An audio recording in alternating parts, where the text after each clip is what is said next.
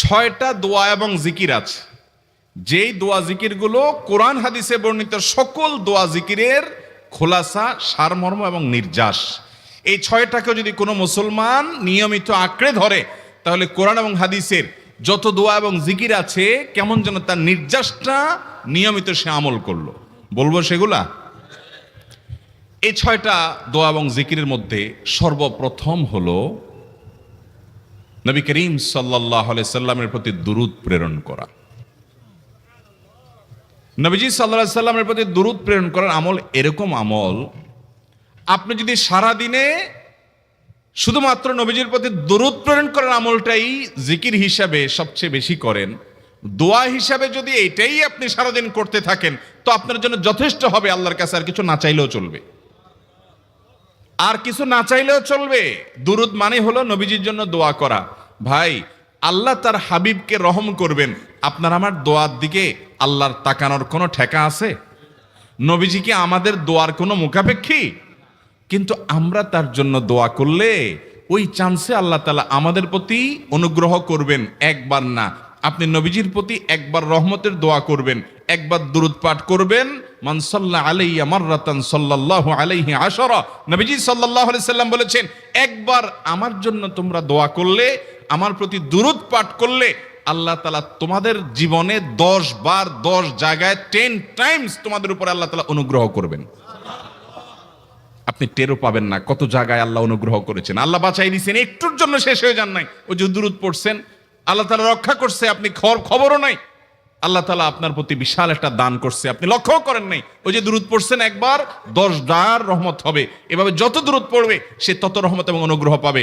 এক সাহাবী বলেছেন, ইয়া রাসূলুল্লাহ, আমি আমার দোয়ার কত অংশ আপনার জন্য রিজার্ভ রাখবো? আমি তো আল্লাহর কাছে অনেক কিছু চাইবো, অনেক কিছু নিবেদন করব, আপনার জন্য যেন আল্লাহ রহমত নাজিল করে, এটাই হলো দুরূদ। এই দুরূদটা আমি কি পরিমাণ রাখবো? 4 ভাগের 1 ভাগ, 3 ভাগের 1 ভাগ, অর্ধেক? এরপরে সাহাবী বলছেন, আসলে যদি সবগুলোই করি, উনি এক একটা পার্সেন্টেজ বলছেন, আর নবী করিম সাল্লাল্লাহু আলাইহি সাল্লাম বলছেন যে, তাকে বুঝাচ্ছেন যে আরো বেশি করতে পারলে ভালো হয়। তো সাহাবী বাড়াইতে বাড়াইতে শেষ পর্যন্ত বলেন যে, আমার দোয়া যদি সবগুলো আপনার জন্য করি, আমি যদি আর কোনো দোয়া না করি, শুধু আপনার জন্যই দোয়া করি। নবী করিম সাল্লাল্লাহু আলাইহি সাল্লাম তাকে সুসংবাদ দিলেন যে, তাহলে তোমার আর কোনো সমস্যা থাকবে না, সব সমস্যা দূর হয়ে যাবে, তোমার কোনো পেরেশানি থাকবে না। ভাইরা আমার, দুরূদের আমল এমন একটা আমল যে আপনার জীবনে কোনো বিপদ, কোনো মুসিবত, কোনো পেরেশানি, কোনো সমস্যা দেখা দিয়েছে, আপনি যদি দুরূদ পড়তে থাকেন, কোনো কিছু মনে আসছে না। অনেক সময় ছাত্র জিজ্ঞেস করে, ভাই পরীক্ষার হলে পড়া ভুলে গেছি, কি করব? আমি কি দুরূদ পড়া শুরু করেন। আরবদেরকে দেখা যায় কোনো কিছু ভুলে গেলে তারা বলে আল্লাহুম্মা সাল্লি আলা মুহাম্মদ, আল্লাহুম্মা সাল্লি আলা মুহাম্মদ, এটা শুরু করে তারা। কারণ নবী করিম সাল্লাল্লাহু আলাইহি সাল্লাম এর হাদিস থেকে স্পষ্টভাবে, একটি নয় বহু হাদিস থেকে প্রমাণিত, যে ব্যক্তি দুরূদটা নিয়মিত পাঠ করবে, সালাত আলা নবীটাকে যে ব্যক্তি আঁকড়ে ধরবে, সব সময় তার মুখ থেকে সালাত সালাত সালাম চলতে থাকে, এই ব্যক্তির সকল গুনাহ আল্লাহ মাফ করে দিবেন, সকল পেরেশানি আল্লাহ তাআলা মুক্ত করে দিবেন। ভাইরা আমার, দুরূদের আমলটা এত গুরুত্বপূর্ণ আমল, এটা আমরা করি এখন। অনেকে আছেন যে আনুষ্ঠানিকতা যখন থাকে দুরূদের, মিলাদের, তখন একটু সালাত আলা নবী যেভাবেই করেন। আর বাকি অনেকে আছেন যেগুলো করারও কোনো খোঁজ খবর নাই। দুরূদ বেশি বেশি করে পাঠ করবো তো ইনশাআল্লাহ। সবচেয়ে শ্রেষ্ঠ দুরূদ, সবচেয়ে উত্তম দুরূদ হলো দুরূদ ইব্রাহিম, যেটা নামাজে পড়েন। আর সবচেয়ে সংক্ষিপ্ত দুরূদ হলো সাল্লাল্লাহু আলাইহি ওয়াসাল্লাম। এছাড়া নবীজির প্রতি দোয়ামূলক যে কোনো দুরূদই আল্লাহর কাছে গ্রহণযোগ্য হতে পারে, যদি দুরূদের অর্থের মধ্যে, কথা বলার মধ্যে খারাপ কিছু না থাকে। দুরূদের নামে অনেকগুলো দুরূদ প্রচলিত আছে বিভিন্ন বই পুস্তকে, অমুক দুরূদ পড়লে অমুক এত নেকি হয়, বা অমুক দুরূদ পড়লে এতবার পড়লে ওই বিপদ দূর হয়। এগুলো কোনো হাদিস নির্দেশিত না, এগুলো হয়তো কারো তাজরিবা, অভিজ্ঞতা নির্ভর। কিন্তু হাদিস নির্দেশিত দুরূদ হলো দুরূদ ইব্রাহিম, আর সবচেয়ে সংক্ষিপ্ত দুরূদ হলো সাল্লাল্লাহু আলাইহি সাল্লাম। অর্থের ভিতরে যদি খারাপ কিছু, শিরকের কিছু না থাকে, নবীকে আবার আল্লাহর পর্যায়ে পৌঁছানোর মতো গোমরাহি যদি না থাকে দুরূদের অর্থের মধ্যে, তাহলে যে কোনো দুরূদই আপনি আল্লাহর কাছে পেশ করতে পারেন। তাহলে 6টা দোয়া হলো কোরআন হাদিসের শত শত সহস্র দোয়ার নির্যাস এবং খোলাসা। তার 1 নম্বর হলো দুরূদের আমল। করবো না বেশি বেশি ইনশাআল্লাহ? আমার জীবনে বহুবার এমন হয়েছে, বহুবার এমন এমন বিপদ যে দেয়ালে পিঠ ঠেকে গেছে, এখান থেকে উদ্ধারের কোনো পথ আর চোখের সামনে দেখা যাচ্ছে না। আমি এই আমলটি, এর পাশাপাশি ইস্তেগফারের আমল যেটা দ্বিতীয় নম্বরে বলবো আমি, এই দুটি আমল কন্টিনিউয়াসলি করে গেছে, হরদম প্রতি নিঃশ্বাসে নিঃশ্বাসে, বাস টয়লেটের টাইম বাদে বাকি ফুল টাইম এটা দুরুদ এবং ইস্তেগফার অব্যাহত রাখছি। আল্লাহ তাআলা এমন ভাবে অলৌকিক ভাবে উদ্ধার করেছেন যে আমার কল্পনায়ও আসে না যে এখান থেকে এভাবে হেল্প হতে পারে। ভাইরা আমার অভিজ্ঞতার 2 পয়সার কোনো মূল্য নাই। আমার অভিজ্ঞতা কি আসলো না আসলো এটাতে কিছু আসা যায় নাই। রহমতুল লিল আলামিন আল্লাহর রাসূল আল্লাহর নবী ওয়াদা করেছেন যে আপনার পেরেশানি দূর হবেই হবে ইনশাআল্লাহ। অতএব দুরুদের আমল বেশি বেশি করবো না ইনশাআল্লাহ। নাম্বার 2, ইস্তেগফার। ইস্তেগফার ইস্তেগফার এটাও বেশি বেশি করতে হবে, দুরুদও বেশি বেশি করতে হবে। দুরুদের ব্যাপারে নবী করিম সাল্লাল্লাহু আলাইহি সাল্লাম এক হাদিসে বলেছেন, আকসিরু আলাইয়া মিনাস সালাতি মিন ইয়াউমিল জুমআতি ওয়া লাইলাতিল জুমআহ। জুমার রাতে আর জুমার দিনে, অর্থাৎ বৃহস্পতিবার দিবাগত রাত আর জুমার দিন শুক্রবার, এই সময়গুলোতে তোমরা আমার প্রতি বেশি বেশি দুরুদ পাঠ করো। এই যে নবীজি বলছেন বেশি বেশি পাঠ করো, তাহলে দুরুদটা বেশি বেশি পাঠ করতে হবে। ঠিক একইভাবে 2 নম্বর যেটা, দ্বিতীয় আমল যেটা ইস্তেগফার, এটাও বেশি বেশি করতে হবে। কারণ ইস্তেগফার সম্পর্কে কোন কোন হাদিসের ভাষ্যের মধ্যে মান লাজিমাল ইস্তেগফার ভাষ্য এসেছে, অর্থাৎ যে ব্যক্তি ইস্তেগফারকে আঁকড়ে ধরবে, এটাকে কন্টিনিউয়াসলি করবে, ইস্তেগফার কখনো ছাড়বে না, সবসময় তার মধ্যে ইস্তেগফার অব্যাহত থাকবে, ওই ব্যক্তিকে আল্লাহ রাব্বুল আলামিন বিভিন্ন পেরেশানি থেকে সারপ্রাইজড হওয়ার মতো এমন এমন পথ বের করে দিবে যে সে চিন্তাও করে নাই। তার পেরেশানি থেকে মুক্তির পথ আল্লাহ তাআলা দেখাই দিবেন। ইস্তেগফার কিভাবে করবেন ভাই? ইস্তেগফার এমন একটা আমল, এটা ছাড়া তো আমাদের উপায় নাই ভাই। ইস্তেগফার আমাদের দুনিয়ার পেরেশানি দূর করবে, আখিরাতের পেরেশানি দূর করবে। দুনিয়ার পেরেশানি আমাদের বিপদ আপদ মুসিবত, এগুলো রিজিকের অনটন অভাব এগুলা, আর আখিরাতের পেরেশানি হলো আমাদের পাপ গুনাহ এগুলা। কোরআনে কারিমে আল্লাহ রাব্বুল আলামিন সূরা নূহের মধ্যে আল্লাহ নবী নূহ আলাইহিস সালাম তার সম্পর্কে বলছেন, ফাকুলতুস্তাগফিরু রাব্বাকুম ইন্নাহু কানা গাফফারা ইউরসিলিস সামাআ আলাইকুম মিদরারা ওয়া ইউমদিদুকুম বিআমওয়ালিন ওয়া বানিন ওয়া ইয়াজআল লাকুম জান্নাতিন ওয়া ইয়াজআল লাকুম আনহারা। তিনি বলেন, আমি বলেছি আমার জাতিকে তোমরা ইস্তেগফার কাছে ইস্তেগফারটা করতে থাকো। রুটি রুজি নাই, চাকরি নাই, ইনকাম নাই, ব্যবসা খারাপ যাচ্ছে, পেরেশানি হচ্ছে, ইস্তেগফার ধরো, কি হবে? ইন্নাহু কানা গাফফারা। যদি ইস্তেগফার করো, 1 নম্বর লাভ হলো আল্লাহ মাফ করে দিবেন গুনাহ। ইউরসিলিস সামাআ আলাইকুম মিদরারা, যাতে ফসল ভালো হয়, রিজিক ভালো হয়, সেই ব্যবস্থা আল্লাহ করবেন। ওয়া ইউমদিদুকুম বিআমওয়ালিন ওয়া বানিন, ছেলে মেয়ে হয় না অথবা ভালো ছেলে মেয়ে নাই, আল্লাহ তাআলা নেক সন্তান দিয়ে তোমাকে শক্তিশালী করবেন, সম্পদ দিয়ে শক্তিশালী করবেন। ওয়া ইয়াজআল লাকুম জান্নাতিন ওয়া ইয়াজআল লাকুম আনহারা, আল্লাহ তাআলা প্রসবন দিবেন, ফসল দিবেন, বরকত দিবেন রুজিতে। কিসের মাধ্যমে? ইস্তেগফার। কিসের মাধ্যমে ভাই? ইস্তেগফার। আহা, ইস্তেগফারের আমল আমাদের দেশে মানুষ আমরা জানি না ভাই। এটাও আরবদেরকে আমি দেখেছি সারাক্ষণ তারা অবসর সময়গুলোতে ইস্তেগফার করতে থাকে, আস্তাগফিরুল্লাহ ওয়া আতুবু ইলাইহি, আস্তাগফিরুল্লাহ আস্তাগফিরুল্লাহ। মানে কি? আল্লাহর কাছে আমি ক্ষমা প্রার্থনা করি, আল্লাহর কাছে আমি মাপ চাই, আল্লাহর কাছে আমি তওবা করি, আল্লাহর দিকে আমি ধাবিত হই, আল্লাহর কাছে আমি ফিরে যাই, আস্তাগফিরুল্লাহ আস্তাগফিরুল্লাহ। আপনি বসে আছেন নিরিবিলি, ভাইরা আমার, এখন আর নিরিবিলি বলতে কোনো সময় নাই, এখন আর ফ্রি টাইম নাই, এখন আর আমাদের অবসর টাইম নাই। আস্তাগফিরুল্লাহ কখন বলবো? মোবাইল টিপতে টিপতে টিপতে টিপতে, ফেসবুকের নোটিফিকেশন দেখতে দেখতে দেখতে, লাইক কমেন্ট গুনতে গুনতে আমাদের এখন কোনো ফুরসত নাই। বাহিরে তো নাই, টয়লেটে গেলেও তখন আমাদের ব্যস্ততা মোবাইল নিয়ে, ফেসবুক নিয়ে, ঘুমাইতে গেলেও আমাদের ব্যস্ততা। ও ভাই আমার, অথচ আমার হায়াত শেষ হয়ে যাচ্ছে, আমল নামার শূন্য খালি, ফেসবুক টিপাটিপিতে পরিপূর্ণ।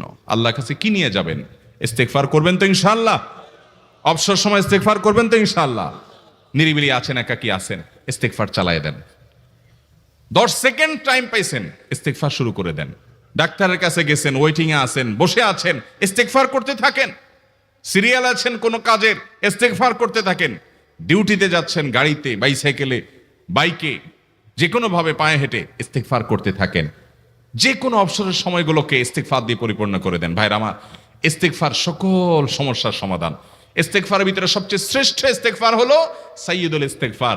সাইয়্যিদুল ইস্তিগফারটা যদি মুখস্থ না পারেন, অন্তত লিখিত ভার্সনটা পড়েন। সাইয়্যিদুল ইস্তিগফারের যে অর্থ, এটার যে মর্ম, বড় হৃদয়গ্রাহী ভাই, বড় মর্মস্পর্শী। ইমানদার এটার অর্থের দিকে তাকায় যদি পড়ে, তো তার অন্তর না গলে পারে না। আল্লাহুম্মা আনতা রব্বি, হে আল্লাহ আপনি আমার রব, আপনি আমার পালনকর্তা লাগেন। আপনার সাথে আমার এই সম্পর্ক, আমি আপনার গোলাম, আপনি আমার রব, এই সম্পর্কটা আপনার সাথে আছে। আল্লাহুম্মা আনতা রব্বি লা ইলাহা ইল্লা আন্ত, ও আল্লাহ আপনি ছাড়া আমার ইবাদত, আমার গোলামি, আমার দাসত্ব, উপাসনার উপযুক্ত আর কেউ নাই। আল্লাহুম্মা আনতা রব্বি লা ইলাহা ইল্লা আন্ত খালাকতানি, আপনি আমাকে সৃষ্টি করেছেন। ওয়া আনা আবদুক, আল্লাহ আমি আপনার গোলাম। দেখেন কিভাবে আল্লাহর সাথে সম্পর্কটার কথা বলা হচ্ছে মুহাব্বতের সাথে। খালাকতানি ওয়া আনা আবদুক, আল্লাহ আপনি আমাকে সৃষ্টি করেছেন আর আমি আপনার গোলাম। ওয়া আনা আলা আহদিকা ওয়া ওয়া'দিকা মাস্তাতা'তু, আল্লাহ আপনার সাথে যে অঙ্গীকার করেছিলাম, আলাস্তু বিরব্বিকুম, আপনি জিজ্ঞেস করেছেন। আলমে আরওয়াহাতে আমরা বলেছি বালা, হ্যাঁ আপনি আমার রব।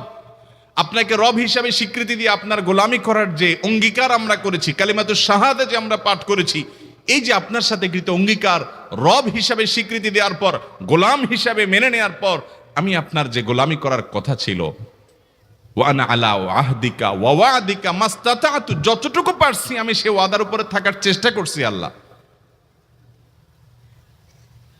ওয়া আনা আলা আহদিকা ওয়া ওয়া'দিকা মাস্তাতা'ত আবুউ লাকা বিনি'মাতিকা আলাই, আল্লাহ আমি স্বীকার করি আপনি আমার প্রতি অনেক নিয়ামত দিয়েছেন, অনেক নিয়ামত দিয়েছেন, এটা আমি স্বীকার করি। ওয়া আবুউ লাকা বিযামবি, আর আমি এও স্বীকার করি যে আল্লাহ অনেক অপরাধ, অনেক পাপ আমার দ্বারা হয়ে গেছে। ফাগফিরলি, অতএব আপনি আমাকে মাফ করে দেন। ফাইন্নাহু লা ইয়াগফিরুয যুনুবা ইল্লা আনতা, কারণ আপনি ছাড়া আর কেউ গুনাহ ক্ষমা করতে পারবে। ভাইরা আমার, অর্থের দিকে লক্ষ্য করে করে, মর্মটা বুঝে বুঝে একটু সাইয়্যিদুল ইস্তিগফার পড়েন।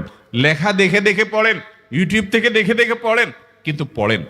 আল্লাহুম্মা আনতা রাব্বি লা ইলাহা ইল্লা আন্ত খালাকতানি ওয়া আনা আবদুক ওয়া আনা আলা আহদিকা ওয়া ওয়া'দিকা মাস্তাতা'তু আউযু বিকা মিন শাররি আবুউ লাকা বিনি'মাতিকা আলাইয়া ওয়া আবুউ লাকা বিযামবি ফাগফিরলি ফাইন্নাহু লা ইয়াগফিরুয যুনুবা ইল্লা আনতা। এটা হলো বড় ইস্তিগফার। এত বড় ইস্তিগফার পড়তে পারেন না, কোনো পেরেশানি নাই, কোনো অসুবিধা নাই। সবচেয়ে ছোট ইস্তিগফার হলো আস্তাগফিরুল্লাহ আস্তাগফিরুল্লাহ আস্তাগফিরুল্লাহ। আল্লাহ আপনার কাছে ক্ষমা চাই, কত ভুল হয়ে যায়, কত অন্যায় হয়ে যায়। ভাইরা আমার, এটা হলো রিমুভার। ভুল করে কিছু লিখছেন, রিমুভ করে ফেলছেন, শেষ হয়ে গেছে। আপনি ঘন ঘন ইস্তিগফার পড়তে থাকেন, অগণিত ভুল হয়, অগণিত ত্রুটি হয়, বারবার ইস্তিগফার এগুলোকে সবগুলোকে শেষ করে দেয়।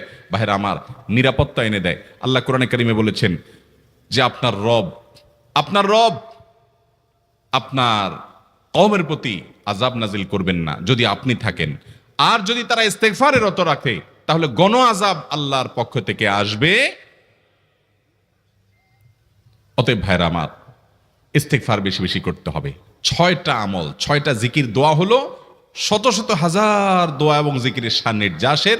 দ্বিতীয়টা হলো ইস্তিগফার। চেষ্টা করবো না ইনশাআল্লাহ ইস্তিগফার করার, চলতে ফিরতে আস্তাগফিরুল্লাহ ওয়া আতুবু ইলাইহি, অথবা শুধু আস্তাগফিরুল্লাহ।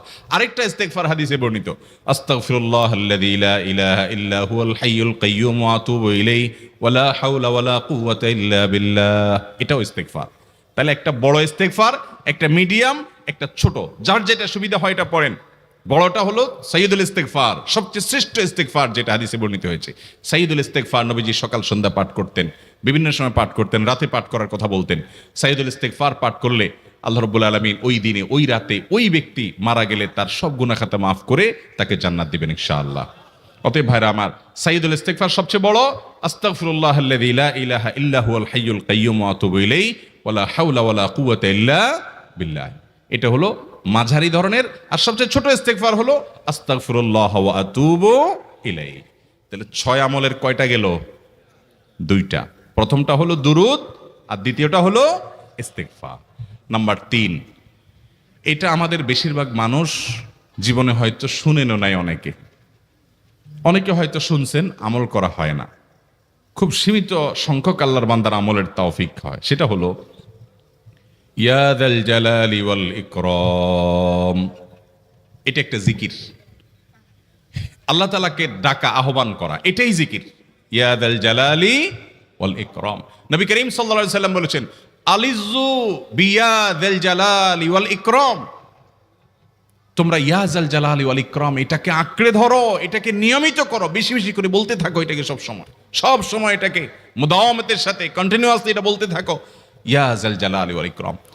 অনেক উলামায়ে কেরাম, মুহাদ্দিসিন ইকরাম ইয়া যাল জালালি ওয়াল ইকরাম কেন নবীজি এত বেশি বলতে বলেছেন, এটার মাধ্যমে আমাদের লাভটা কি, এর ব্যাখ্যা করতে গিয়ে বলেছেন ইয়া যাল জালাল মানে হলো হে মহান, মহান বড়ত্বের অধিকারী, হে জালালের অধিকারী, হে জালাল। ওয়াল ইকরাম হে দানশীল। তাহলে প্রথম বাক্যে আল্লাহর বড়ত্বের কথা স্বীকৃতি দিয়ে প্রশংসা করা হয়, আর দ্বিতীয় বাক্যে হে দানশীল বলে আল্লাহ তাআলার কাছ থেকে চাওয়া হয় যে আপনি যেহেতু দানশীল এবং আপনি যদি মহান, অতএব আপনি আমাকে দান করেন। এটা ডাকলেই, আল্লাহকে এই বলে ডাকলেই চাওয়া হয়ে যায়। এই জন্য বেশি বেশি করে ইয়া যাল জালালি ওয়াল ইকরাম পড়তে হবে। অনেকে হয়তো নতুন শুনেছেন, আজকে থেকে শুরু করে দিবেন ইয়া যাল জালালি, সকাল বিকাল মনে থাকে না তো লিখে লিখে ওয়ালে টাঙ্গায়া দেন। বাসা বাড়িতে এমন জায়গা লিখে রাখেন তাকাইলে নজরে পড়ে, কারণ মোবাইলে আমাদেরকে সবকিছু ভুলাই দেয়, দুনিয়ার ব্যস্ততা সব ভুলাই দেয়। এই জন্য বেশি বেশি ইয়া যাল জালালি ওয়াল ইকরাম পড়বো। 3টা হয়ে গেল। নাম্বার 4 নম্বর যে দোয়া এবং জিকির করতে নবী করিম সাল্লাল্লাহু আলাইহি সাল্লাম সব সময় আমাদেরকে উৎসাহ দিয়েছেন, অনুপ্রেরণা দিয়েছেন। এবং ইবনে সাদি রাহিমাহুল্লাহ তিনি 6টা নির্যাস দোয়া এবং জিকির যে বলেছেন, তার 4 নম্বর হলো লা হাওলা ওয়ালা কুওয়াতা ইল্লা বিল্লাহ। লা হাওলা ওয়ালা কুওয়াতা ইল্লা বিল্লাহ। লা হাওলা ওয়ালা কুওয়াতা ইল্লা বিল্লাহ, এটা হলো সারেন্ডার করা, আল্লাহর কাছে সারেন্ডার করা, আত্মসমর্পণ করা। মানে আল্লাহ ছাড়া কোনো ভালো কাজ করার ক্ষমতা কারণ নাই, করার তৌফিক দেওয়ার ক্ষমতা কারণ নাই, আর পাপ থেকে বাঁচানোর ক্ষমতা কারণ নাই। এই জন্য আমি কেমন যেন আল্লাহর কাছে সারেন্ডার করছেন, লা হাওলা ওয়ালা কুওয়াতা ইল্লা বিল্লাহ। কোন অবস্থা, কোন সামর্থ্য, এগুলো কারোর কাছে নাই, শুধুমাত্র কার কাছে আছে? আল্লাহর কাছে আছে। এই অর্থ বুঝে আপনি লা হাওলা ওয়ালা কুওয়াতা ইল্লা বিল্লাহ বেশি বেশি পাঠ করবেন। নবী করিম সাল্লাল্লাহু আলাইহি সাল্লাম বলেছেন, তোমাদেরকে কি আমি জান্নাতের একটা ভান্ডারের খবর দিব, যেটা জান্নাতের ভান্ডার, সওয়াব টওয়াব না, সাধারণ অল্প স্বল্প সওয়াব না, পুরো জান্নাতের ভান্ডারের সন্ধান দিয়ে দিব। সাহাবা ইকরাম তো চাইতেনই সেটা।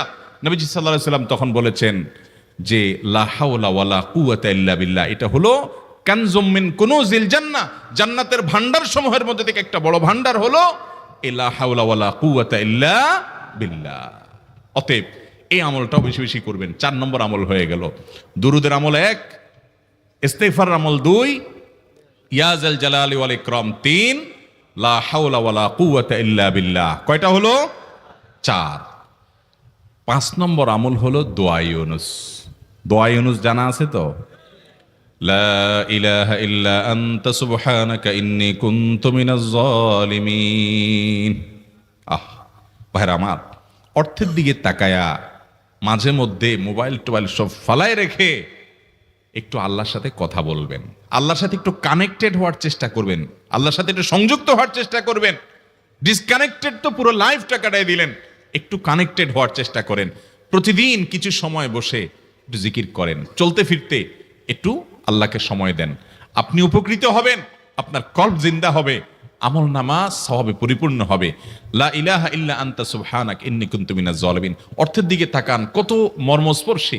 লা ইলাহা ইল্লা আনতা, আল্লাহ আপনি ছাড়া কোনো সত্যিকারের মাহবুদ নাই, উপাস্য নাই।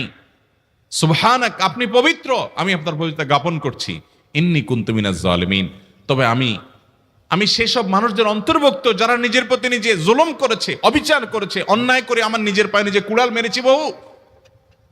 অতএব আপনি আমাদের প্রতি রহম করেন।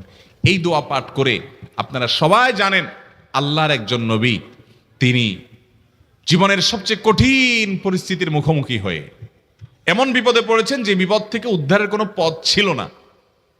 দুনিয়াবী সকল সিস্টেম বলবে যে সমুদ্রে নিক্ষেপিত হয়ে বিশাল বড় সমুদ্রের প্রাণী মাছের পেটে চলে গেলে সে মানুষ আবার বাঁচে কিভাবে? মুহূর্তের ভিতরে তো মারা যাবে অক্সিজেনের অভাবে। এইটাই দুনিয়ার সিস্টেম বলে।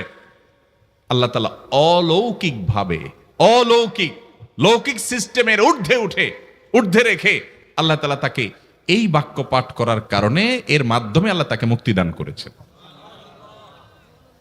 এবং আল্লাহ তাআলা এই ঘটনা কোরআনে উল্লেখ করার পর একটা সুসংবাদ বলছেন আমাদের সবার জন্য, বিরাট বড় আনন্দের সংবাদ। আল্লাহ বলেছেন, ওয়াকাযালিকা নুনজিল মুমিনিন। এই বাক্য পাঠ করার পর ইউনূস আলাইহিস সালামকে শুধু রক্ষা করেছেন আল্লাহ তাই নয়, আল্লাহ বলেছেন একইভাবে তাকে যেরকম রক্ষা করেছি, এই বাক্য যদি কেউ পড়ার মতো পড়ে, হক আদায় করে পড়ে, মনের গভীর থেকে পড়ে, মর্ম উপলব্ধি করে পড়ে, নিয়মিত পড়ে, ওয়াকাযালিকা নুনজিল মুমিনিন, ঈমানদারদেরকে আমি রক্ষা করে দেব এভাবে। আরো শুনবেন, আমাদের প্রিয় নবী সাল্লাল্লাহু আলাইহি ওয়াসাল্লাম বলেছেন, তোমরা আমার ভাই ইউনূস ইবনে মাত্তা যে দোয়া করেছে, ওই দোয়াটাকে তোমরা আঁকড়ে ধরবা, যে কোনো বিপদে আপদে মুসিবতে আল্লাহর কাছে চাইবা। ভাইরা আমার, আমরা বিপদ আপদে পড়লে হুজুরদের কাছে চলে যায় দোয়ার জন্য, অনেকে মাজারে চলে যায়, সেখানে মানত করে, টাকা পয়সা দেয় বিপদ উদ্ধার করার জন্য। কপাল পোড়া জানে না ও কার গোলাম, ও আরশে আজিমের মালিকের গোলাম, তার সাথে ডাইরেক্ট কানেক্টেড হওয়ার সুযোগ আছে, শুধু ইউজ করলেই হয়, সুইচ দিলেই হয়। কপাল পোড়া জানে না, ডানে বামে গিয়ে নিজের আমল বরবাদ করে, ঈমান বরবাদ করে, তাওহীদ নষ্ট করে। ভাইরা আমার, তাহলে যে কোনো সমস্যা ফিল করি অথবা স্বাভাবিক অবস্থাতে দোয়া ইউনূস পাঠ করব, লা ইলাহা ইল্লা আনতা সুবহানাকা ইন্নী কুনতু মিনাজ জালিমিন।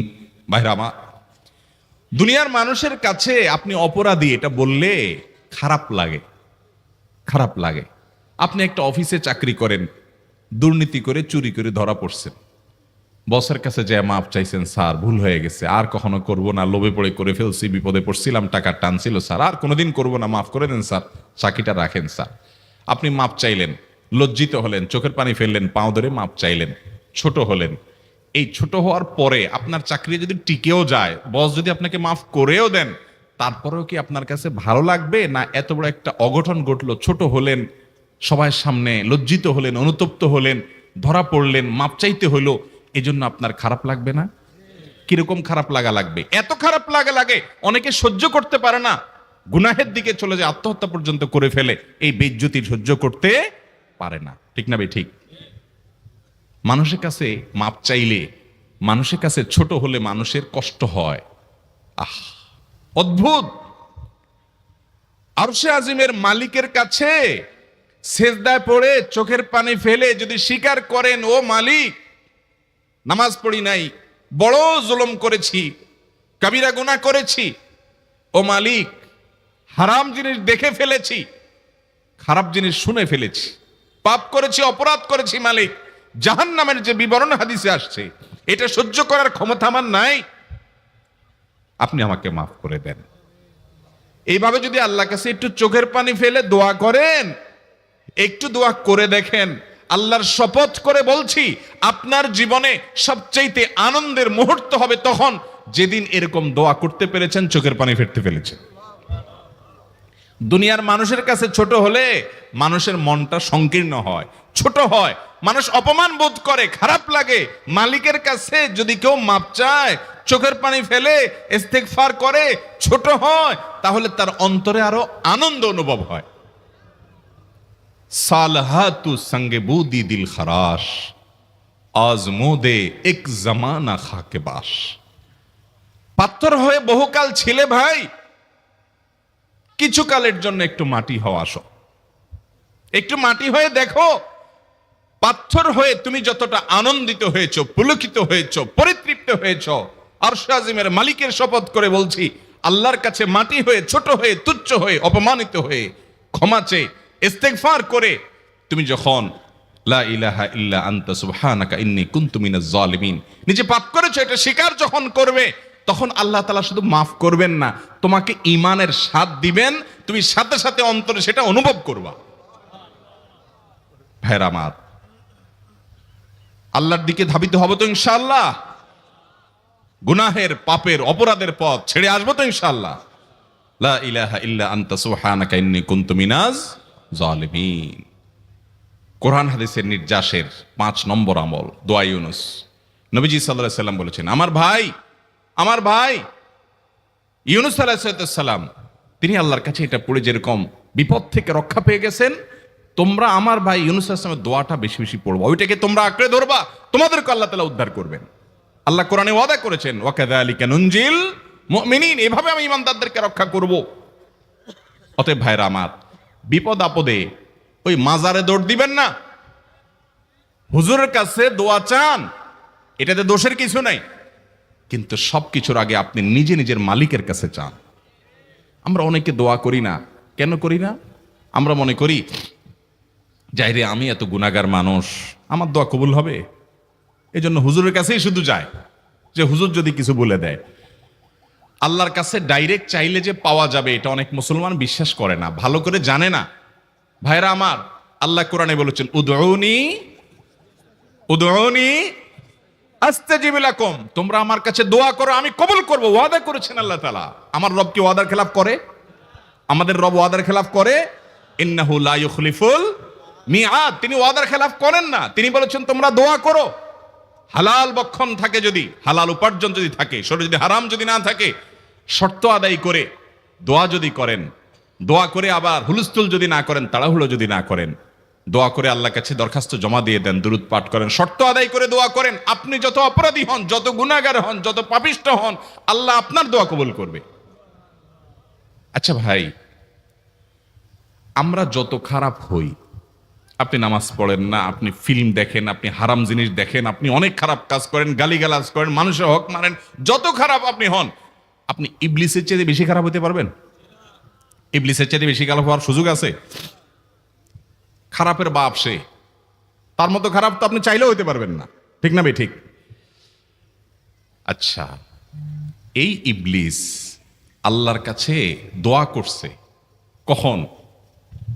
এমন সময় যখন আল্লাহ তাকে নির্দেশ করছে সিজদা করো, আদমের সম্মানে। সেই নির্দেশ সে লঙ্ঘন করেছে, ডাইরেক্ট আল্লাহর সামনে সরাসরি লঙ্ঘন, সরাসরি বিদ্রোহ। আপনার সামনে আপনার ছেলে, আপনার কর্মচারী, আপনার কাজের লোক ডাইরেক্ট যদি একটা জিনিস বলে পারবো না, কি পরিমাণ মেজাজ আপনার গরম হবে চিন্তা করেন। অথচ আপনিও মানুষ, সেও মানুষ, আর আল্লাহ হলেন সৃষ্টিকর্তা, এ হলো সৃষ্টি। সে যুক্তি দেখায়, খালাক্তানি মিন নার ওয়া খালাক্তাহু মিন তিন, আমারে আগুন থেকে তৈরি করছেন, তারে মাটি থেকে তৈরি করছেন, আমি কেন তারে সিজদা করব? তর্ক যুক্তি হাজির করে আল্লাহর নির্দেশকে আল্লাহর সামনে লঙ্ঘন করেছে। কত ডেঞ্জারাস সিচুয়েশন বুঝেন, কি পরিমাণ রাগ আল্লাহ রাব্বুল আলামিন হওয়ার কথা। তার তো গুণবাচক নাম শুধু রহমান রহিম না, তার গুণবাচক নাম আছে কি? কাহার, জব্বার। তো আল্লাহ রাব্বুল আলামিনের এই গুণবাচক নামও তো আছে, তিনি হচ্ছে প্রচন্ড রকমের কাহারের অধিকারী। তো আল্লাহর সামনে ডাইরেক্ট তার আদেশকে লঙ্ঘন করেছে, হঠকারিতা দেখিয়েছে, অহংকার করেছে, দম্ভ দেখিয়েছে, এত বড় বেয়াদবি করেছে। ওই টাইমে আল্লাহ তাআলা তো রাগ হওয়ার কথা। ওই রাগের সময়, ওই কঠিন সময় ইবলিস যখন আল্লাহ তাকে বললেন, যাও ফখরুজ মিনহা ফাইন্নাকা রাজিম, জান্নাত থেকে বের হও, তুমি বিতাড়িত, আল্লাহ রাগ হয়ে তাকে জান্নাত থেকে বের করে দিলেন। ভাইরা আমার, এই রকম সময় পর্যন্ত ইবলিস দোয়া করে বসছে। কি দোয়া করছে? রব্বি আনজিরনি ইলা ইয়াউমি ইউবআসুন, আল্লাহ আমাকে সুযোগ দেন, কিয়ামত পর্যন্ত হায়াতটা দেন আমারে, দোয়া করে বসছে। কিন্তু আল্লাহ তাআলা কি করছেন? আল্লাহ বলছেন, তো বড় সাহস তোর, বেটা মাত্র সিজদা করতে বলছেন, করলি না, কমবখত, আবার দোয়া করস। আল্লাহ সেটা বলেন নাই। আল্লাহ কি করছেন? ইন্নাকা মিনাল মুনজারিন, যাও তোমাকে সুযোগ দেয়া হলো। সুবহানাল্লাহ। ইবলিস যদি আল্লাহর রাগ হওয়ার মতো সময়ে, ক্রোধ হওয়ার মতো সময়ে আল্লাহর সামনে আল্লাহর সরাসরি অবাধ্য হয়ে আল্লাহ তাকে বের করে দিচ্ছেন, বিতাড়িত শয়তানকে, ওই টাইমে যদি দোয়া করার পর ইবলিসের দোয়া কবুল হয়, ও মুসলমান, আপনি আল্লাহর গোলাম হিসেবে নিজেকে স্বীকার করেন, আপনি যত পাপিষ্ঠ হন না কেন, আপনার দোয়া কেন কবুল হবে না? আল্লাহর কাছে দোয়া করবো না ইনশাআল্লাহ? ইবলিসই আমাদেরকে বুঝায়, ফুসলায়, তুই কোন মুখে দোয়া করবি আল্লাহর কাছে? তোর নামাজের ঠিক নাই, তোর ইবাদতের ঠিক নাই, এত আকাম কুকাম করস ফেসবুকে, ইউটিউবে, তোর মতো 2 নম্বর একটা মানুষ, কোন মুখে আল্লাহর কাছে দোয়া করবি? থাক, দোয়া করিস না, আমি কেমনে এই মুখ নিয়ে দোয়া করবি? এটা যখন আপনার মনের ভিতরে আসে, তখন বুঝবেন যে মিস্টার ইবলিস অ্যাক্টিভ হয়ে গেছে আপনার শরীরে। কথা কি বুঝাতে পারছি? আল্লাহর কাছে দোয়া করবেন তো ইনশাআল্লাহ। এই 6টা দোয়া জিকিরের 5 নম্বর দোয়া ইউনুস, অর্থ সহকারে বুঝে বুঝে আল্লাহর কাছে চাইবেন এবং দোয়া করবেন। 6 নম্বর হলো সুবহানাল্লাহ, আলহামদুলিল্লাহ, লা ইলাহা ইল্লাল্লাহ, আল্লাহু আকবার। এই বাক্যগুলো দেখবেন ঘুরে ফিরে নবী করিম সাল্লাল্লাহু আলাইহি ওয়াসাল্লাম সারাদিন পড়তেন। 5 ওয়াক্ত নামাজের পরে 33 বার দেখবেন। আবার দেখবেন সকাল সন্ধ্যায় সুবহানাল্লাহি ওয়া বিহামদি 100 বার, সুবহানাল্লাহি ওয়াল হামদুলিল্লাহি আল্লাহু আকবার 100 বার। আবার এগুলো মাঝে মধ্যে 10 বার, রাতের শোয়ার সময় 33, 34 বার। বিভিন্ন সময় দেখবেন ঘুরে ফিরে এই সুবহানাল্লাহ, আলহামদুলিল্লাহ, লা ইলাহা ইল্লাল্লাহ, আল্লাহু আকবার, এগুলো একটা মিজানের পাল্লাকে পরিপূর্ণ করে দেয়। কোনোটা আসমান এবং জমিনের মধ্যবর্তী জায়গায় সওয়াব দিয়ে পরিপূর্ণ করে দেয়। এত বেশি ফজিলতপূর্ণ জিকির। এই জন্য পুরো কোরআন হাদিসের দোয়া এবং জিকিরের নির্যাসের শেষ এবং 6 নম্বর হলো বেশি বেশি করে দিন রাত 24 ঘন্টা যখন সুযোগ পাবেন, যেখানে যেখানে হাদিসে যে সংখ্যা বলা আছে ওটাতে করবেনই, ওর বাইরেও বেশি বেশি করে সুবহানাল্লাহ, আলহামদুলিল্লাহ, লা ইলাহা ইল্লাল্লাহ, আল্লাহু আকবার বেশি বেশি করব না ইনশাআল্লাহ। আবারও বলছি, পুরো কোরআন হাদিসের দোয়া এবং জিকিরের নির্যাস 6টির একটি হলো, এটি ইবনে সাঈদী রাহিমাহুল্লাহর গবেষণা, তার গবেষণার আলোকে তিনি এটা পেশ করেছেন। এটি আবার কোন হাদিস থেকে নির্যাস বের করে দেওয়া হয়েছে সে নয়, এটা একজন মুফাসসিরের গবেষণা। তিনি বলেছেন কোরআন হাদিসে যত দোয়া বলা হয়েছে সবগুলার মর্ম কথা এর মধ্যে চলে আসে। তাছাড়া নবী সাল্লাল্লাহু আলাইহি সাল্লাম এবং কোরআনে এইগুলাকে বেশি বেশি করতে বলেছেন। আলিজ্জু, আকসিরু, মান লাজিমা, এই শব্দগুলো ব্যবহার করা হয়েছে। এই জন্য এগুলো বেশি বেশি করে করতে হবে। এই যে শেষেরটা নবী সাল্লাল্লাহু আলাইহি ওয়াসাল্লাম সবসময় বিভিন্ন জায়গায় করতেন। আবারও বলছি, নাম্বার 1 দুরুদ, নাম্বার 2 ইস্তিগফার, নাম্বার 3 ইয়া যাল জালালি ওয়াল ইকরাম, নাম্বার 4 লা হাওলা ওয়ালা কুওয়াতা ইল্লা বিল্লাহ, জান্নাতের ভান্ডার এটা। নাম্বার 5 লা ইলাহা ইল্লা আনতা সুবহানাকা ইন্নী কুনতু মিনাজ জালিমিন, বিপদ না আসলেও স্বাভাবিক অবস্থায় পড়বেন। নাম্বার 6 সুবহানাল্লাহি ওয়াল হামদুলিল্লাহি ওয়া লা ইলাহা ইল্লাল্লাহু আল্লাহু আকবার। নিয়মিত করব তো ইনশাআল্লাহ। আল্লাহ আমাকে আপনাকে আমাদের সবাইকে আমল করার তৌফিক দান করুন। লাইলাতুল কদর আমরা কিভাবে কাটাবো, এই প্রসঙ্গে রাসূল আকরাম সাল্লাল্লাহু আলাইহি সাল্লামের জীবন চরিত্র, কোরআন এবং সুন্নাহর নির্দেশনার আলোকে আমরা কয়েকটি পয়েন্ট বলতে চাই। প্রথম কথা হলো, লাইলাতুল কদর আপনি কাটাবেন সারা রাত জেগে থেকে। কারণ রাসূল করিম সাল্লাল্লাহু আলাইহি সাল্লাম রমাদানের শেষের দশকের প্রতিটি রাত জেগে থাকতেন। অতএব শেষের দশক তিনি জেগে থেকে কি তালাশ করতেন? লাইলাতুল কদর তালাশ করতেন। অর্থাৎ যে রাতটিকে আল্লাহ সুবহানাহু ওয়া তাআলা এই বছর লাইলাতুল কদর হিসাবে চিহ্নিত করেছেন, সেই রাতেই যেন আমার ইবাদতটি হয়ে যায়, সেই রাত যেন আমার ইবাদতে কাটে, সেজন্য সারা রাত জেগে ইবাদত বন্দেগী করতেন। এই জন্য লাইলাতুল কদর আপনি কিভাবে কাটাবেন, এই প্রশ্নের উত্তরে প্রথম কথা হলো সারা রাত জেগে থাকবেন। জেগে কি করবেন? প্রথম কাজ হলো জেগে দাঁড়িয়ে ইবাদত করবেন। তারাবির সালাত আদায় করলেন, শুধু এটাই শেষ না, তারাবির সালাতের পরে 2 রাকাত করে নফল নামাজ যত খুশি পড়বেন এবং প্রতি রাকাত যত বেশি পারেন দীর্ঘ করবেন, লম্বা করবেন। দাঁড়িয়ে কেরাত পড়বেন, এত বেশি কেরাত, লম্বা কেরাত পড়বেন যে দাঁড়াতে দাঁড়াতে পা ফুলে যাওয়ার অবস্থা হয়ে যায়। আপনার যদি খুব বেশি কোরআন মুখস্থ না থাকে, একই সূরা বারবার পড়েন, কোনো অসুবিধা নেই। একই রাকাতে একই সূরা বারবার পড়তে থাকেন এবং আস্তে আস্তে পড়েন। প্রতিটি আয়াতের পরে ওয়াকফ করেন, থামেন, ধীরে ধীরে পড়েন, সম্ভব হলে বুঝে বুঝে পড়েন। এবং তেলাওয়াত করার পরে রুকুতে যাওয়ার আগে, তেলাওয়াতের পরে একটু গ্যাপ দেন, তারপরে রুকুতে যান। রুকুতে গিয়ে প্রতিটা তাসবিহ খুব ধীরে ধীরে পড়ুন। সুবহান রাব্বিয়াল আযীম, সুবহান রাব্বিয়াল আযীম, আমার মহান রব পবিত্র, আমার মহান রবের পবিত্রতা বর্ণনা করছি। সুবহান রাব্বিয়াল আযীম, আস্তে আস্তে বলুন, ধীরে ধীরে বলুন, অক্ষ করে করে বলুন, দীর্ঘ সময় বলতে থাকুন। আল্লাহর পবিত্রতা বর্ণনা করতে করতে রুকুতে মাজা ব্যথা হওয়া পর্যন্ত রুকুতে থাকেন। এরপরে রুকু থেকে উঠে দাঁড়িয়ে যান। দাঁড়িয়ে আবার সামি আল্লাহু লিমান হামিদা, রব্বানা ওয়া লাকাল হামদ, অথবা রব্বানা লাকাল হামদ, অথবা আল্লাহুম্মা রব্বানা লাকাল হামদ, সবগুলাই পড়া যাবে, সবগুলাই হাদিসে আছে। আপনি রুকু থেকে উঠে দাঁড়িয়ে এরপরে আবার দীর্ঘ সময় নিয়ে হামদান কাসীরান তাইয়িবান মুবারাকান ফি, আল্লাহর প্রশংসা করেন। কিছু না পড়তে পারলে দাঁড়িয়ে থাকেন, অন্তত 1-2 মিনিট দাঁড়ায় থাকেন। এরপরে আস্তে করে সেজদায় যান, সেজদায় আবার 2 মিনিট 3 মিনিট সময় নেন, আস্তে আস্তে সেজদাগুলোতে তাসবিহগুলো আস্তে আস্তে পড়ুন, দীর্ঘ সময় ধরে পড়তে থাকুন। সেজদার পরে আস্তে করে মাথা উপরের দিকে উঠেন, হুলস্থুল করবেন না, তাড়াহুড়া করবেন না, উঠে মাথা সোজা করে টনটন করে বসে দাঁড়িয়ে বসে দীর্ঘ সময় আবার অপেক্ষা করেন, আবার সেজদায় যান। এভাবে ধীরে স্থিরতার সাথে সালাত আদায় করুন। 2 রাকাত করে আপনি এভাবে সারা রাত ধরে যত বেশি পারেন আদায় করুন। কারণ রাসূল আকরাম সাল্লাল্লাহু আলাইহি সাল্লাম বলেছেন, মান কামা লাইলাতুল কদরি ঈমান ওয়া ইহতিসাবা, যে ব্যক্তি লাইলাতুল কদরে ঈমানের সঙ্গে ইখলাসের সঙ্গে দাঁড়িয়ে নামাজ আদায় করবে, লাইলাতুল কদরে নামাজ আদায় করবে, লাইলাতুল কদর জুড়ে নামাজ পড়বে, গফিরা লাহু মা তাকাদ্দামা মিন যামবি, তার পেছনের জীবনের সমস্ত গুনাহ মাফ করে দেওয়া হবে। এজন্য ভাইরা আমার, লাইলাতুল কদর কিভাবে কাটাবেন সে প্রশ্ন উত্তরে প্রথম কথা এটাই যে এ রাতে দাঁড়িয়ে বেশি বেশি নামাজ আদায় করবেন। কিভাবে কাটাবেন? বেশি বেশি নামাজ আদায় করবেন। দ্বিতীয় কাজ হলো বেশি বেশি দোয়া করবেন, আল্লাহর কাছে চাইবেন। কি চাইবেন? মানুষ যেহেতু আমরা দুনিয়ামুখী বেশিরভাগ মানুষ, এই জন্য আমাদের কাছে চাওয়া মানেই হলো চাকরি, বিয়ে শাদী, সন্তান সন্ততি, ভবিষ্যৎ, ঘরবাড়ি, টাকা পয়সা, ব্যবসা বাণিজ্য, ক্যারিয়ার, বাস এগুলোই আমাদের চাওয়া। কারণ একটা কথা আছে, কাকের নজর সবসময় নিচের দিকে থাকে। আমাদের নজর হলো দুনিয়ার এসব জুটা, এগুলাই। আখিরাত তো আমাদের নজরের বাইরের জিনিস, ওইগুলো তো আমাদের টার্গেটের বাইরের জিনিস, কিন্তু ওইগুলো খুব একটা আল্লাহর কাছে চাওয়া হয় না। চাইলেও শেষের দিকে আল্লাহ একটু জান্নাত দিয়েন, এইটুকু। মানে এটা একটা খাবারের সালাদের মতো আর কি, হইলো জান্নাত দিলেন। কিন্তু মেইন হলো আল্লাহ। আল্লাহ জোয়ান মানুষ হলো আল্লাহ, কেরিয়ারটা করতে পারতেছি না, বিয়ে শাদী হচ্ছে না, যাতে করে ভালো একটা চাকরি হয় আল্লাহ, ব্যবসায়ী আল্লাহ যেন আরেকটা দোকান খুলতে পারি আল্লাহ, আর বাড়িওয়ালা আল্লাহ রড বাইর করে রাখছি আরেকটা ছাদ আল্লাহ যেন করার তৌফিক হয় আল্লাহ, একটা হয়ে গেছে আল্লাহ, আরেকটা প্লট কিনে রাখছি এখনো কাজ করতে পারছি না আল্লাহ, দেন কিছু ইট বালি সিমেন্টের টাকা দিয়ে দেন আল্লাহ যেন আরেকটা শুরু করতে পারি।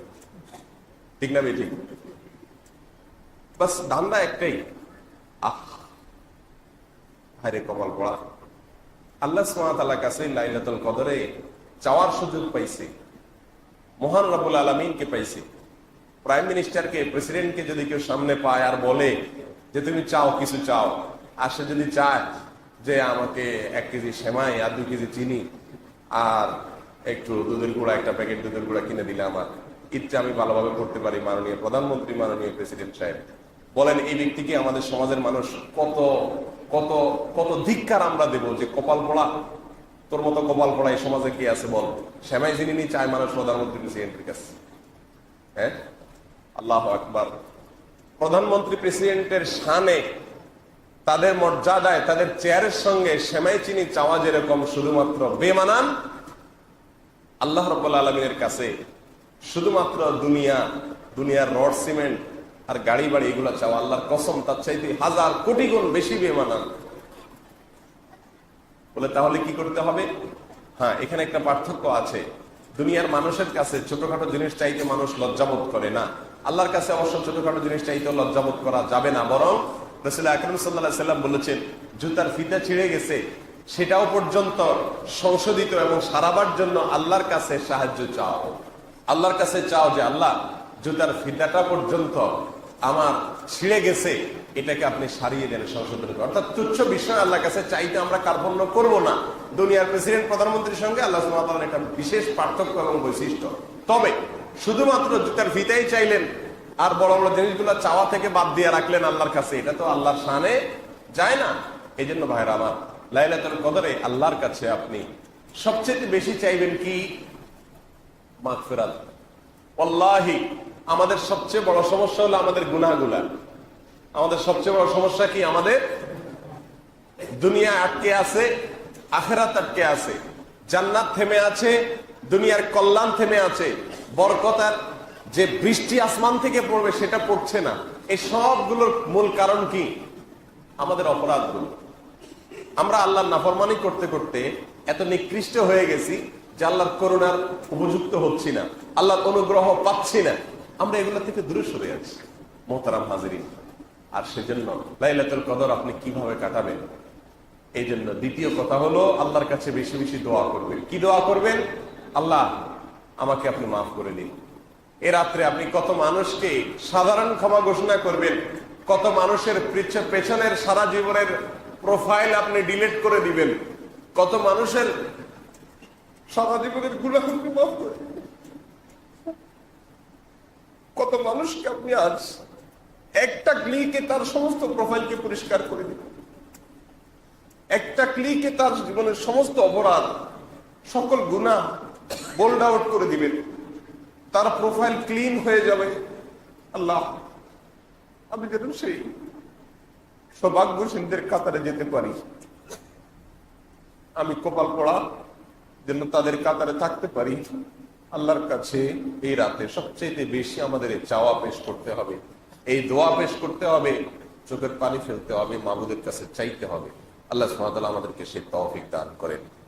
মুহতারাম হাজিরিন, আল্লাহ সুবহানাহু ওয়া তাআলার কাছে এই লাইলাতুল কদরে যদি আমরা চেয়ে নিতে না পারি, আগামী বছর রমজান আসবে, আবার সেই রমজানে ইবাদত তৌফিক হবে, সেই নিশ্চয়তা আমাদের কারণ নেই। কত মানুষ এই মসজিদে মুসল্লি হয়ে গত রমজানে এসেছিলেন, কিন্তু আজ এই রমজানে তারা কবরের বাসিন্দা হয়ে গেছে।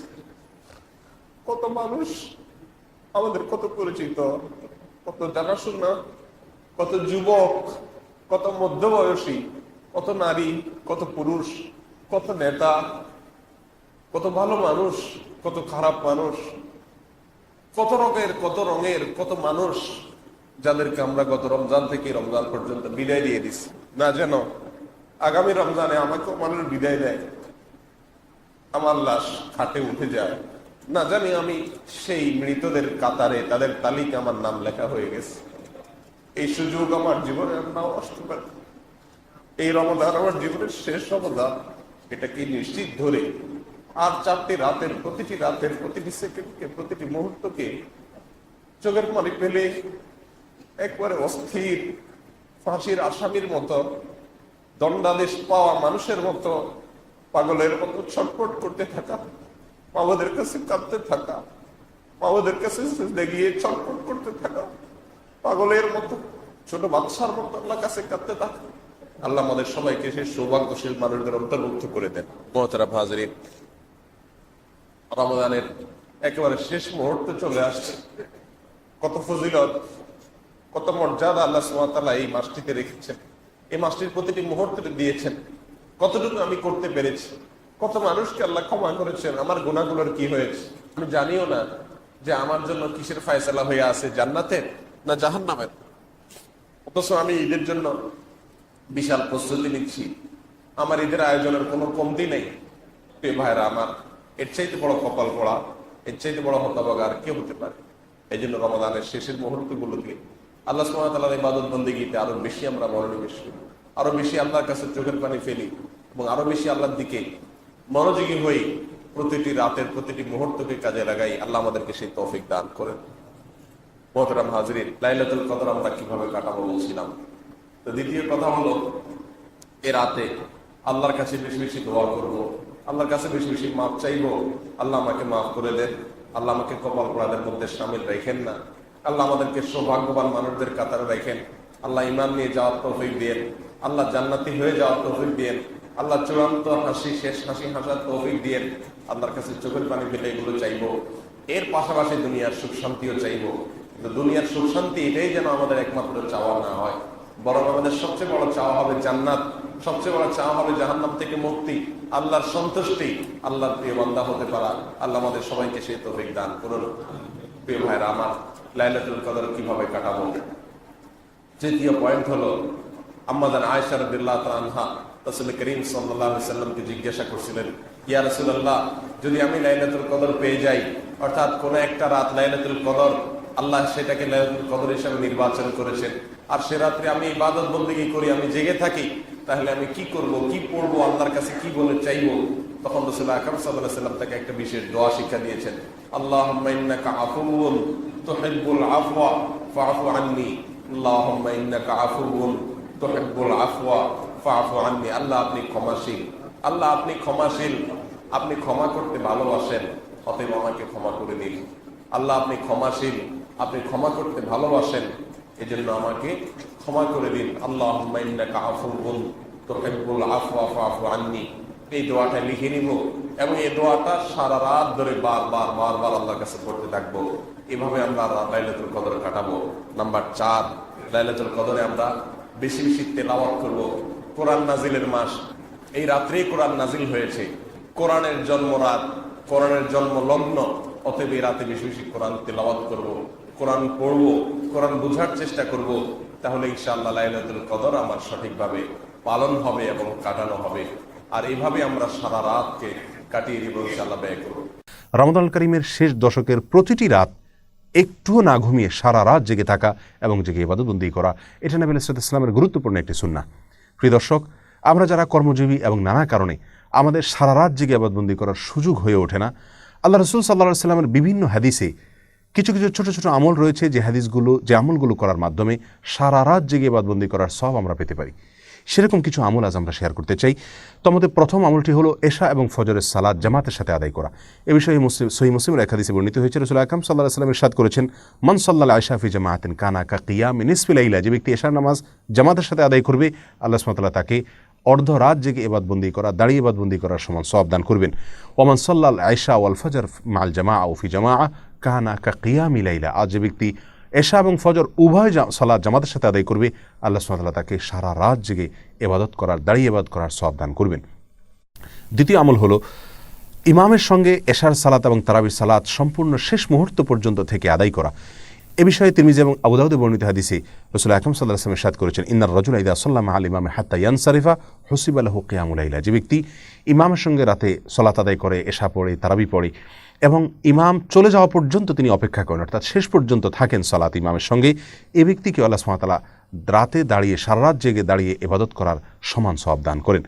তৃতীয়ত হলো রাতের যে কোনো সময় 100 আয়াত তেলাওয়াত করা। এ বিষয়ে সহিহুল জামে একটি হাদিস বর্ণিত হয়েছে, যে হাদিসে নবী আলাইহিস সালাম ইরশাদ করেছেন, যে ব্যক্তি রাতে 100টি আয়াত তেলাওয়াত করে, আল্লাহ সুবহানাহু ওয়া তাআলা তাকে সারা রাতের ইবাদতের সমান সওয়াব দান করেন, যে কোনো জায়গা থেকে 100 আয়াত তেলাওয়াত করলে রাতের ভিতরে।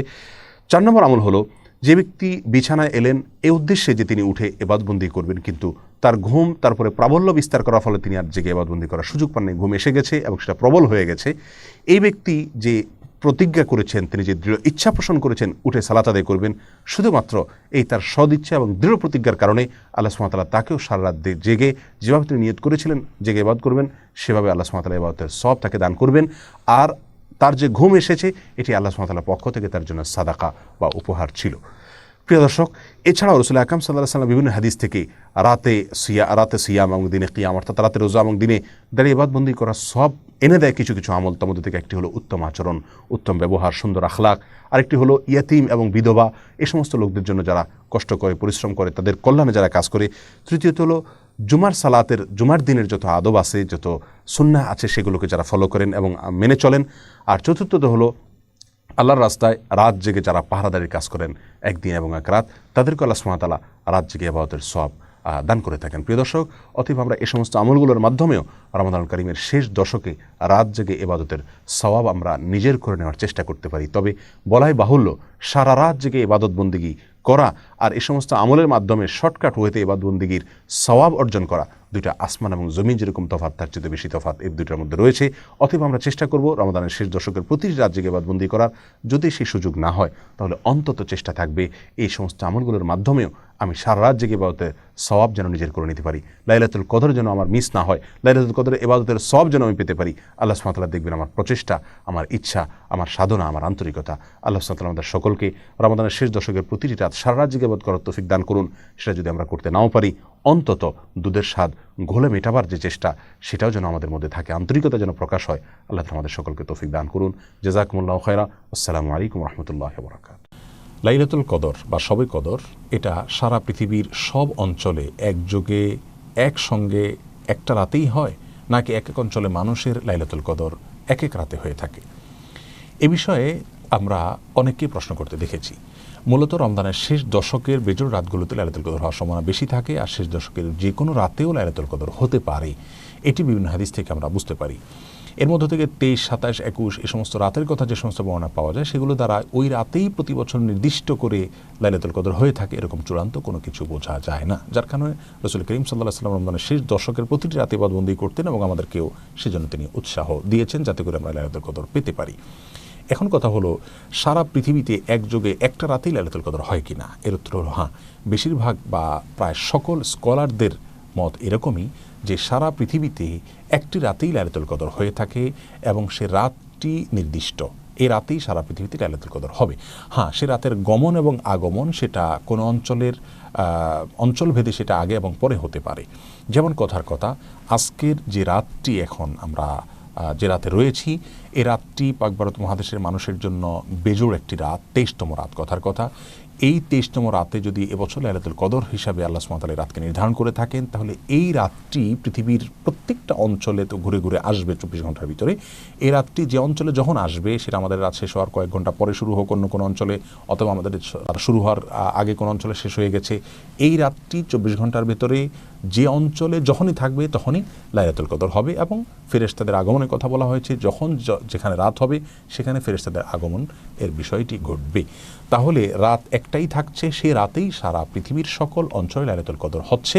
তবে সে রাতটি কোনো অঞ্চলে মানুষের জন্য হয়তো বেজোড় রাত হচ্ছে, অন্য অঞ্চলে মানুষের জন্য সেটি জোড় রাত হতে পারে। এটি হলো অনেক ওলামার ব্যাখ্যা, তার মধ্যে থেকে শেখ সুলাইমান আত-তুয়াইজিরি সহ সৌদি আরবের অনেক বড় বড় স্কলারগণ এরকম ব্যাখ্যা করেছেন। এর বাইরে কোনো কোনো ওলামা ইকরাম অবশ্য ভিন্ন কথা বলেছেন। তারা বলেছেন যে আল্লাহ সুবহানাহু ওয়া তাআলা কোনো একটি রাত কোনো বছরের জন্য চূড়ান্ত করেছেন, কথার কথা এবছর 25তম রজনীতে লাইলাতুল কদর হবে, বিজোড় রাত 25তম রাত। সারা পৃথিবীতে যে দেশে যখন 25তম রজনী হবে সেই দেশে তখন লাইলাতুল কদর হবে, এরকম একটা ব্যাখ্যাও আছে। যদিও ম্যাক্সিমাম স্কলারদের মত হলো যে একযোগে একটি রাতেই লাইলাতুল কদর হবে। সে রাতটি কোনো অঞ্চলে একটু আগে আসতে পারে, কোনো অঞ্চলে একটু পরে আসতে পারে, কিন্তু রাত সেটাই থাকবে। কারোর জন্য জোড় হতে পারে, কারোর জন্য বেজোড় হতে পারে, রাত সেটাই থাকবে এবং সেটা রমজানের শেষ দশকের মধ্যেই থাকবে। প্রিয় দর্শক, তাহলে আমরা পৃথিবীর যে প্রান্তেই বসবাস করি না কেন, আমাদের জন্য সবচেয়ে গুরুত্বপূর্ণ বিষয় হলো রমাদানের শেষ দশকের প্রতিটি রাতে ইবাদত বন্দেগী করা, বেজোড় রাতগুলোতে বেশি করে করার চেষ্টা করা। এর মধ্যে থেকে কোন রাতে লাইলাতুল কদর হবে আমরা কেউই জানি না। অতএব এক এক অঞ্চলে এক এক রাতে হচ্ছে নাকি একই রাতে হচ্ছে, এ বিষয়ে জানা আমাদের জন্য যতটা গুরুত্বপূর্ণ, এর চাইতে অনেক বেশি গুরুত্বপূর্ণ হলো আমি যেখানে অবস্থান করছি সেখানে রমজানের শেষ দশকের প্রতিটা রাতে ইবাদত বন্দেগী করার চেষ্টা করা। আল্লাহ তাআলা আমাদের সকলকে লাইলাতুল কদর ইবাদত বন্দেগী করার তৌফিক দান করুন এবং লাইলাতুল কদরের ইবাদতের ফজিলত আমাদের প্রত্যেককে আহরণ করার তৌফিক নসিব